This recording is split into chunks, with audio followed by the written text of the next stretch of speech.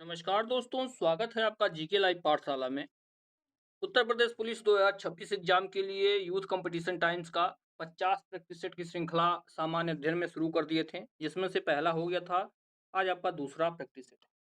साथ ही साथ जो है सामान्य अध्ययन के इसके 10 प्रैक्टिस सेट हो चुके हैं, वो भी 50 प्रैक्टिस सेट है, तो उसको भी जाकर जरूर देखिएगा। अंकित भाटी सर की बुक कवर हो रही, उसको देखिएगा। घटना चक्र सारा का सारा प्लेलिस्ट आपको मिल जाएगा और बहुत ही अच्छी जो है तरह से कवर करवाया गया है पूरे डिटेल। चलिए शुरुआत करते हैं दूसरे प्रैक्टिस सेट के सामान्य जो है हिंदी में। जो लोग भी नए जुड़े हैं प्लीज आप लोग वीडियो को लाइक करिएगा, चैनल को जरूर सब्सक्राइब कीजिएगा। पहला प्रश्न इसमें दिया गया है, हिंदी भाषा की कुल कितनी लिपियां हैं? जवाब हो जाएगा आपका ऑप्शन नंबर यहाँ से सी हो जाएगा। हिंदी भाषा में कुल जो है 52 वर्ण लिपियां हैं। कुल कितने हैं? 52 वर्ण है, जिसमें से आपके जो है 11 स्वर हैं और संयुक्त व्यंजनों की बात किया जाए तो 4 हैं। अयोगवाह की बात की जाए तो 2 है। कौन कौन अंग और अ है। द्विगुण व्यंजन की बात किया जाए तो ड ढ हो जाता है। तो जो है कुल मिला के वर्णों की संख्या 52 हो जाती है, जिसमें स्वर और व्यंजनों में विभाजित किया गया है। बाकी जो है व्यंजनों की बात किया जाए तो क वर्ग में 5 होते हैं। क ख ग घ अंग। उसके बाद बात किया जाए च वर्ग में 5 होते हैं, फिर ट वर्ग में होते हैं। इस तरह से सभी वर्गों में इसको विभाजित किया गया है। अगला प्रश्न है, निम्नलिखित प्रश्न में 4 विकल्पों में से उस विकल्प का चयन करें जो विराम चिन्ह युक्त वाक्य का सही विकल्प होगा। यानी किसमें विराम चिन्ह अच्छी तरह से लगा हुआ है। जवाब हो जाएगा ऑप्शन नंबर सी। काम वाली रोज आती है, उसके बाद जो है कॉमा है, काम करती है और चली जाती है। यह वाक्य जो है सही दिया गया है। इसी तरह से आपके पेपर में सेम टू सेम प्रश्न बनने वाले हैं। नेक्स्ट क्वेश्चन दिया गया है, निम्नलिखित में संज्ञा शब्द पहचानिए। इसमें से संज्ञा कौन सा है? जवाब हो जाएगा आपका ऑप्शन नंबर डी। चातुर्य जो है यह शब्द संज्ञा है। ठीक है ना, यह शब्द क्या है? संज्ञा है। बाकी 3 विकल्प जो दिए गए हैं, जैसे मीठा है, मधुर है, चतुर है, ये सभी के सब शब्द जो है विशेषण है। ठीक है ना, जैसे मीठा आम, यानी आम की विशेषता बता रहा है मीठा, तो यह विशेषण हो गया। मधुर वचन हो गया, तो वचन की विशेषता बता रही है। चतुर आदमी, आदमी की विशेषता बता रहा है क्योंकि वह चतुर है। ये सभी शब्द क्या है? विशेषण है। अगला प्रश्न, संयुक्त सर्वनाम नामक सर्वनाम एक पृथक श्रेणी का उल्लेख इनमें से किस विद्वान ने किया था? बेसिकली पूछा गया कि संयुक्त सर्वनाम नाम किसने दिया या इसकी खोज किसने की थी। जवाब हो जाएगा ऑप्शन नंबर सी। किसने किया था? डॉक्टर डिमिसित्व ने। किसने किया था? डॉक्टर डिमिसित्व ने जो है इसकी खोज की थी। किसकी? संयुक्त सर्वनाम की। जैसे संयुक्त सर्वनाम किसे कहते हैं? जैसे होता है जो कोई, यानी जो और कोई मिलकर के संयुक्त सर्वनाम बना रहा है। सब कोई, कोई ने कोई, ये शब्द जो है संयुक्त सर्वनाम के अंतर्गत आते हैं। अगला प्रश्न है, कला और अंतिम और सर्वोच्च ध्येय सौंदर्य है, वाक्य में कितने विशेषण हैं? देखिएगा, कला और अंतिम और जो है सर्वोच्च ध्येय सौंदर्य है, इसमें कितने विशेषण है पूछा गया है। 5वां प्रश्न है। जवाब हो जाएगा ऑप्शन नंबर डी। इसमें जो है 3 विशेषण है। कौन कौन? 3 इसमें जो है विशेषण है। कौन कौन? पहला विशेषण आपका यहाँ पर अंतिम हो जाता है, इसको हटा देते हैं, फिर से देखते हैं। पहला विशेषण अंतिम हो जाता है। दूसरा विशेषण जो है सर्वोच्च हो जाता है। और तीसरा विशेषण की अगर हम बात करते हैं तो ध्येय हो जाता है। तो सभी शब्द जो है विशेषण है।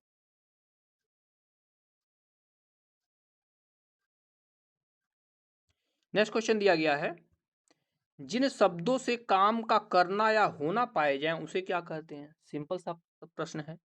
तो उसको जो है हम लोग क्या बोलते हैं? उसको क्रिया कहते हैं। जिन शब्दों से काम का होना पाया जाता है उसको क्या बोलते हैं? क्रिया कहते हैं। क्रिया के मूल रूप को धातु कहते हैं, ये भी प्रश्न कई बार पूछा गया है। और धातु में प्रत्यय लगाकर क्रिया का निर्माण होता है। जैसे पठ धातु है, इसमें ना जोड़ दिया जाए प्रत्यय तो पढ़ना क्रिया बन गया। दौड़ धातु है, इसमें ना प्रत्यय जोड़ दिया जाए तो दौड़ना हो गया, क्रिया हो गया। तो धातु में जो है क्या प्रत्यय जोड़ने से क्रिया बनता है। अगला प्रश्न, निम्नलिखित में से कौन सा शब्द अव्यय नहीं है? अव्यय, जवाब हो जाएगा ऑप्शन नंबर ए। जूता शब्द जो है यह अव्यय नहीं है। जूता शब्द अव्यय नहीं है। यह जो है क्या है? यह जातिवाचक संज्ञा है। नेक्स्ट क्वेश्चन, निम्नलिखित में से ईकारांत संज्ञा यानी स्त्रीलिंग नहीं है। कौन सा इसमें जो है स्त्रीलिंग नहीं है? 8वां प्रश्न है। जवाब हो जाएगा आपका ऑप्शन नंबर यहाँ से डी हो जाएगा। पहिया, पहिया शब्द जो है स्त्रीलिंग नहीं है, ठीक है ना। बाकी नदी, नदी होती है, टोपी पहनी जाती है, उदासी भी होती है। पहिया शब्द जो है आपका पुल्लिंग है, न कि स्त्रीलिंग है।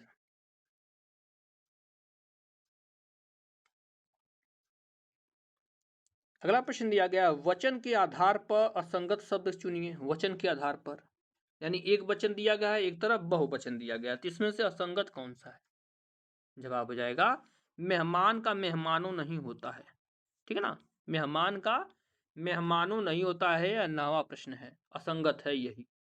बाकी जो है तलवार का तलवारें होता, चूहा का चूहे, थैला का थैले होता है, तो यह जो है मेहमान का मेहमानों असंगत है।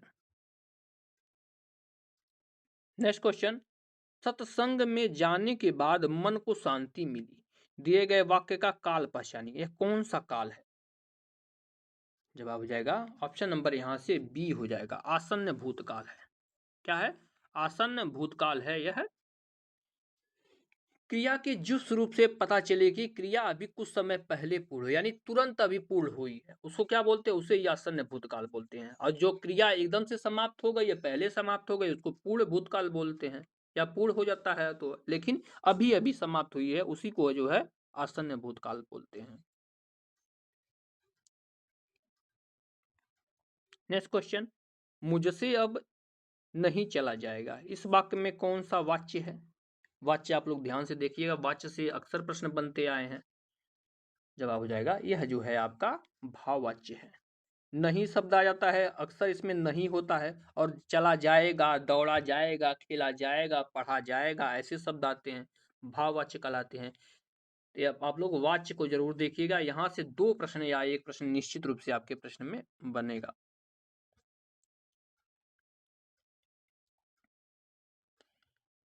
अगला प्रश्न दिया गया है, निम्नलिखित कारक और कारक चिन्ह की दृष्टि से कौन सा युग्म असंगत है?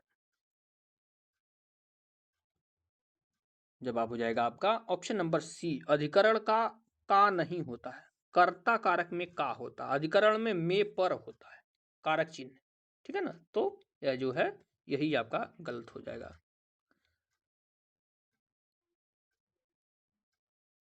अगला प्रश्न, निम्नलिखित में से तत्सम शब्द बताना है। कौन सा शब्द तत्सम है? 13वां प्रश्न है। जवाब हो जाएगा ऑप्शन नंबर डी, अक्षर। अक्षर शब्द जो है यह तत्सम है, क्योंकि इसका तद्भव जो है अक्षर होता है या आखर होता है। आंसू की बात किया जाए तो तद्भव है, इसका तत्सम अश्रु होता है। आंख की बात किया जाए, ये भी तद्भव है, इसका तत्सम अच्छी होता है। और आशीष जो है ये भी तद्भव है, इसका जो है तत्सम आशीष होता है। आशीष इसका तत्सम होता है। नेक्स्ट क्वेश्चन दिया गया है, निम्नलिखित में से किस विकल्प में सभी शब्दों में उपसर्ग तथा प्रत्यय दोनों का प्रयोग होगा? यानी इसमें उपसर्ग भी है और प्रत्यय भी है, दो दो शब्दों का युग्म दिया गया है।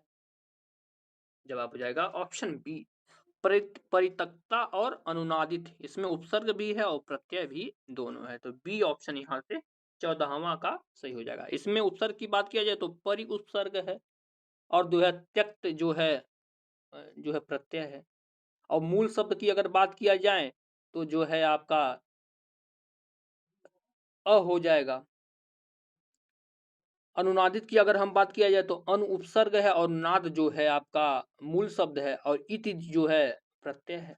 नाद मूल शब्द है, अनु उपसर्ग है, और इति जो है यह प्रत्यय है।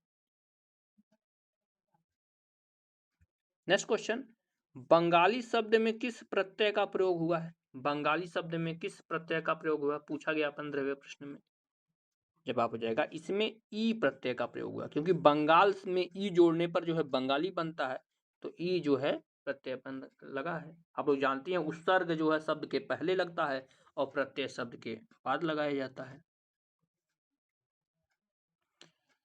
नेक्स्ट क्वेश्चन दिया गया है, जीवन में उत्साह बना रहना चाहिए। अब देखिए उत्साह के नीचे अंडरलाइन किया है, जीवन में उत्साह बना रहना चाहिए, देखिए यहाँ पर उत्साह के नीचे अंडरलाइन किया गया है।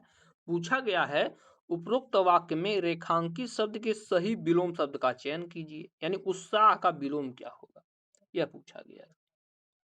तो उत्साह का विलोम जो है निरुत्साह हो जाएगा, निरुत्साह हो जाएगा। यहाँ से आपका बी ऑप्शन सही हो जाएगा।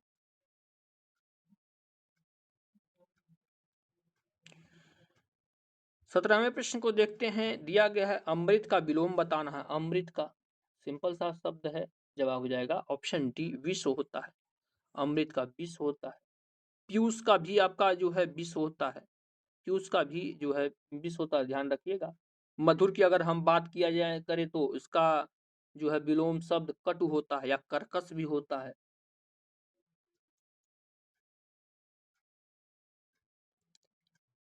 नेक्स्ट क्वेश्चन देखते हैं। इसमें दिया गया है रामू बेहद गरीब है। देखिए फिर गरीब के नीचे अंडरलाइन किया है। रामू बेहद गरीब है में गरीब के नीचे अंडरलाइन किया गया है। पूछा गया है उपरोक्त वाक्य में रेखांकित शब्द के उपयुक्त पर्यायवाची शब्द का चयन करें, यानी गरीब का पर्यायवाची बताना है। जवाब हो जाता है ऑप्शन नंबर बी। क्या होता है? निर्धन होता है। गरीब का पर्यायवाची क्या होता है? निर्धन होता है। यहीं गरीब की अन्य पर्यायवाची की बात करें तो दरिद्र बोलते हैं, कंगाल बोलते हैं, दीन भी गरीब को बोला जाता है, रंक कहते हैं, मुफलिस कहा जाता है। ये शब्द सब जो है गरीब के पर्यायवाची शब्द हैं। नेक्स्ट क्वेश्चन, अपर्णा शब्द का पर्यायवाची बताना। अपर्णा का 19वां प्रश्न है। जवाब हो जाएगा पार्वती जी का पर्यायवाची है अपर्णा। ठीक है ना? पर्यायवाची जो है पार्वती जी का। इनको जो है गौरी भी कहा जाता है, गिरिजा भी कहा जाता है, पार्वती भी कहा जाता है, भवानी भी बोलते हैं इन्हीं को, रुद्राणी भी इनको बोला जाता है। औरत दिया गया ऑप्शन में, तो औरत के पर्यायवाची में जो है स्त्री आता है, वनिता आता है, कांता बोलते हैं, रमणी कहा जाता है, नारी कहा जाता है इन्हीं को, अबला भी इनको बोलते हैं। आराधना की अगर हम बात करते हैं, इसका पर्यायवाची पूजा होता है, अर्चना होता है, प्रार्थना होता है। देवांगना दिया गया है। देवांगना की पर्यायवाची जो है मेनका होता है, देवबाला होता है, अप्सरा, अप्सरा को ही जो है देवांगना कहते हैं, जो आपकी जो है स्वर्ग में रहती थी अप्सराएं, इनकी बात हो रही है। नेक्स्ट क्वेश्चन है, आंख में अंजन दांत में मंजन, वाक्य में प्रयुक्त अंजन शब्द निम्नलिखित में से किस अर्थ को व्यक्त करता है? यानी अंजन का अर्थ बताना है। आंख में अंजन दांत में मंजन में अंजन का अर्थ बताना है आपको। जवाब हो जाएगा ऑप्शन बी। अंजन का अर्थ होता है काजल। आंख में क्या लगाया जाता है? काजल ही तो लगाया जाता है। और दांत में मंजन, मंजन आप लोग जानते हैं जो ब्रश करते हैं, तो अंजन का अर्थ होता है काजल। नेक्स्ट क्वेश्चन में दिया गया समश्रुत शब्द अली और अली शब्द में युग्म का सही अर्थ बताना है। देखिए हर एग्जाम में यही पूछा जाता है, अक्सर अली और अली आता है। समश्रुत भिन्नात्मक शब्द जो है, जो भी इंपॉर्टेंट हो देख कर जाइएगा, 1 से 2 आपके पेपर में निश्चित रूप से बनेंगे। जवाब हो जाएगा ऑप्शन नंबर यहाँ से डी। अली मतलब होता है भौरा और अली मतलब होता है सखी। तो इस चीज को आप लोग ध्यान में रखिएगा, यह प्रश्न बहुत बार पूछा गया है। कंधा और हिस्सा दिया गया है, तो अंश मतलब होता है कंधा। देखिए अंश छोटा सा है जो है, अंश मतलब होता है कंधा। यही बड़ा हिस्सा की अगर हम बात करते हो तो ये हो जाएगा अंश। इस तरह से अंश बड़ा से हो जाएगा, अंश मतलब आपका हिस्सा होता है। दमन और दामन दिया गया है, तो दमन मतलब होता है दबाना। दमन मतलब क्या होता है? दबाना। और दामन, दामन मतलब होता है साड़ी का किनारा, जो पल्लू होता है उसको बोलते हैं दामन। दसन और दर्शन दिया है, इसको भी देख लेते हैं। दसन और दर्शन दिया है। दसन मतलब दांत होता है और दर्शन मतलब आप लोग जानते हैं देखना होता है।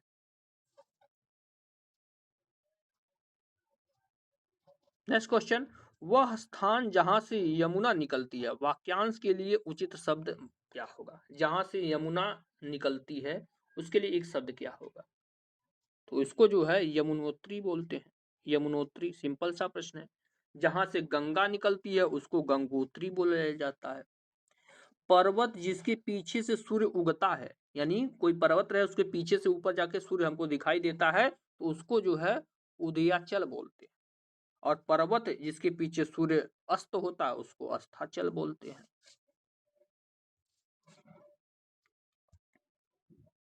अगला प्रश्न है, बिना देख रेख का जानवर वाक्यांश के लिए एक शब्द क्या होगा? ऐसा जानवर जिसका कोई देखने वाला जिसको न हो तो उसको क्या बोलेंगे?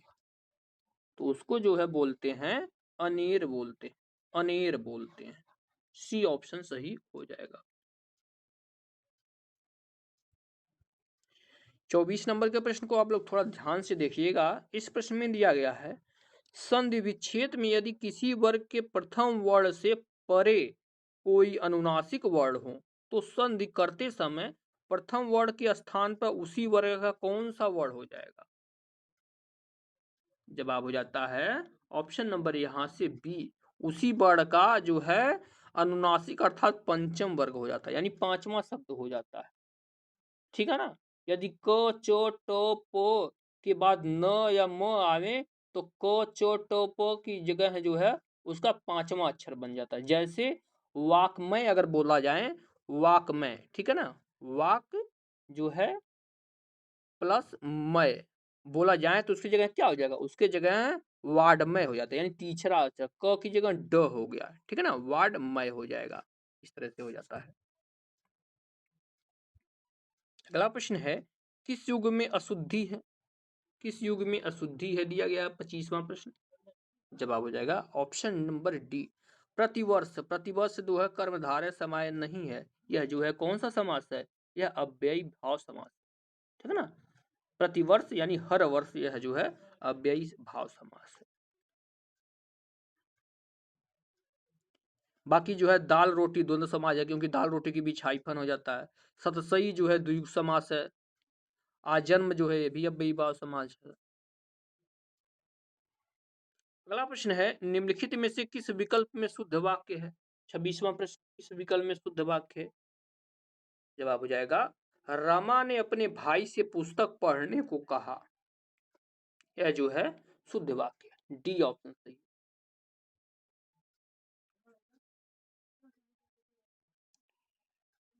नेक्स्ट क्वेश्चन है, विभाव के दो प्रकार कौन से हैं?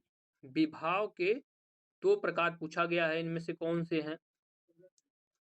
जवाब हो जाता है इसका ऑप्शन नंबर ए। यह जो है एक होता है आलंबन, एक होता है उद्दीपन।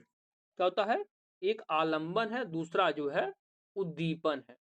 आलंबन होता है जिसके मन में अस्थाई भाव जागता है, और उद्दीपन होता है जिसको देखकर जो है उसके मन में अस्थाई भाव जागृत होता है, उसको उद्दीपन बोलते हैं। रस से संबंधित यह प्रश्न था। अगला प्रश्न, कमला में कौन सा गण रूप है? कमला में, छंद से जुड़ा हुआ यह प्रश्न है। जवाब हो जाएगा इसमें जो है सगड़ है। क्या है? सगड़ है, यानी दो आई और एक यस बन रहा है, तो क्या हो जाएगा? सगड़ हो जाएगा। पहला जो है आई है, आई है बड़ा मात्रा, तो यस हो जाएगा। तो यह जो है सगड़ होता है। गणों की कुल संख्या 8 होती है, आप लोग जानते हैं, रस छंद पढ़े हैं, जैसे यगड़, मगर, तगड़, रगड़, जगड़, भगड़, नगड़, सगड़। तो ये जो है इसको जो है या माता राज भान सलगा भी बोलते हैं।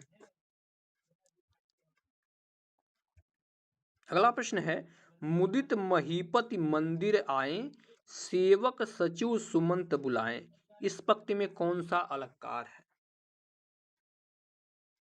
जवाब हो जाएगा इसमें जो है देखिए यहाँ पर मो मो मो शब्दों की जो है वर्णों की आवृत्ति हो रही है। जहां पर किसी वर्ड की आवृत्ति होती है उसको क्या बोलते हैं?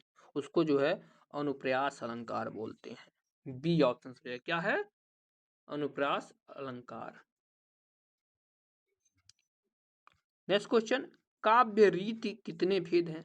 काव्य रीति की भेदों की संख्या पूछी गई है। जवाब हो जाएगा ऑप्शन नंबर डी, काव्य रीति के कुल 3 भेद हैं।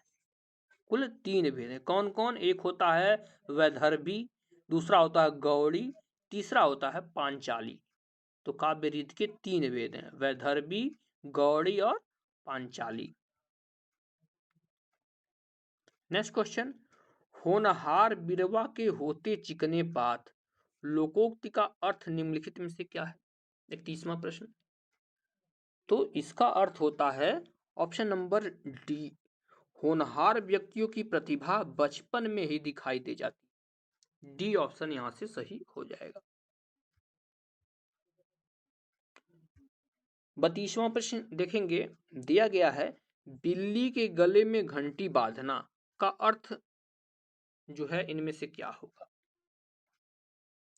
जवाब है ऑप्शन नंबर सी, अपने को संकट में डालना। क्या होता है? अपने को संकट में डालना।